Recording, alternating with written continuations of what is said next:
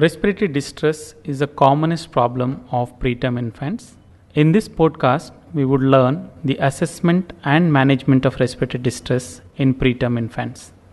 The objectives are to know the definition, assessment of severity and etiology of respiratory distress, and to know the general management and specific management of respiratory distress in newborns.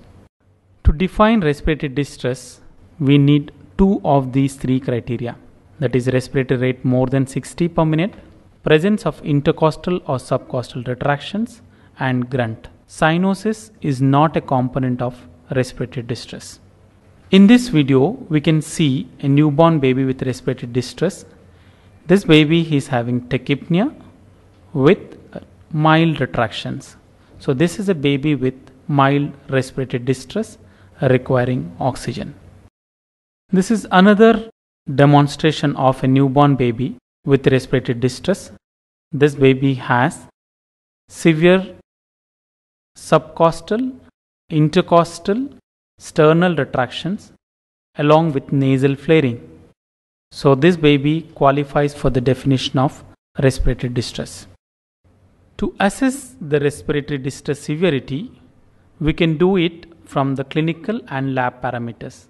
The clinical parameters which would help in assessing the distress are clinical scoring, requirement of oxygen, and the presence of cyanosis and the saturations while the baby is receiving oxygen, presence of altered sensorium and multisystem injury. If a baby is requiring oxygen and still cyanotic, he has severe distress. If a baby has multi-organ dysfunction as well as altered sensorium with respiratory distress, that is a severe distress. For the clinical scoring, we have Silverman score and Downey score. And the lab features which help us to assess the severity of distress are alveolar arterial saturation difference, arterial to alveolar ratio, oxygenation index. The assessment of respiratory distress would help us in giving the general therapy that includes oxygen or CPAP or ventilation. The clinical scoring, one of the commonest score we use for assessment of severity of respiratory distress in newborn is Silverman score. This includes 5 parameters, that is upper chest, lower chest, xiphoid retractions, nasal flaring and expiratory grunt. Each of these parameters is scored 0, 1 or 2. The upper chest is the chest above an imaginary line which cuts down from the axilla. When during inspiration, the upper chest and the abdomen would move up. This would give a score of 0.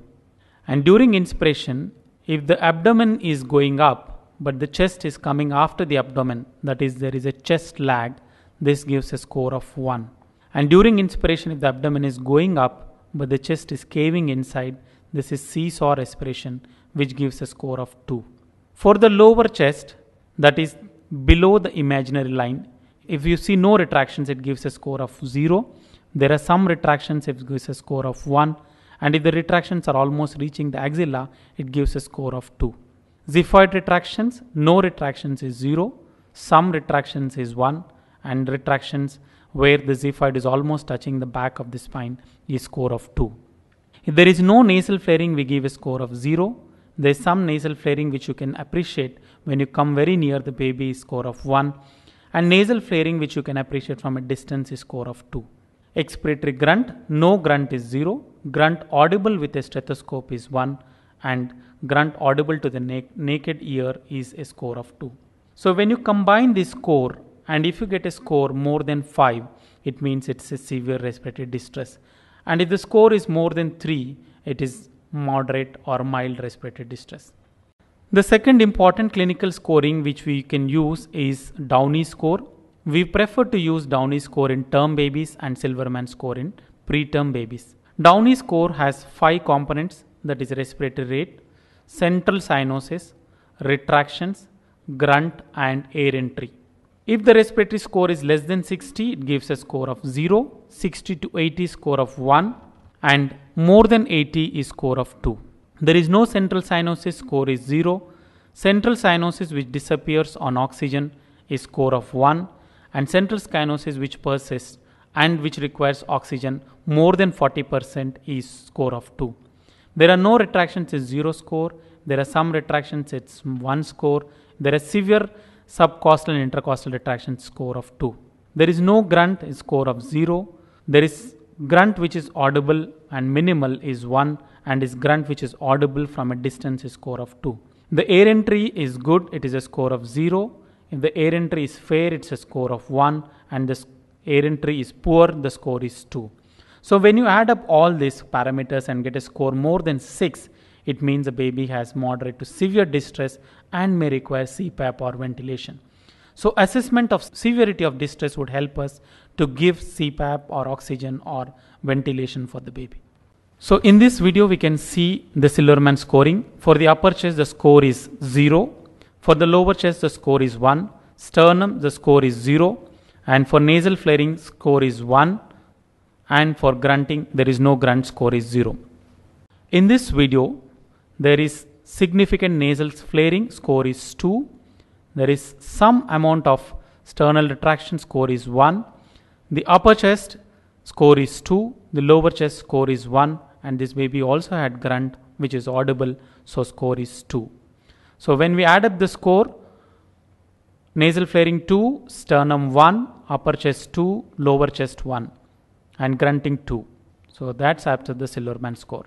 So to assess the etiology now, we can assess the etiology by knowing the course of respiratory distress, by looking at the need for oxygen and in relation to the distress the baby has, by looking at the X-ray findings, and also by the blood gas and 2D echocardiogram. The etiology would help us to give specific therapy for the diagnosis. We can assess the etiology from the course of respiratory distress. If the respiratory distress presents at birth, then it could be a RDS, it could be a transient tachypnea of newborn, it could be a metabolic acidosis or congenital pneumonia, or it could be a malformation.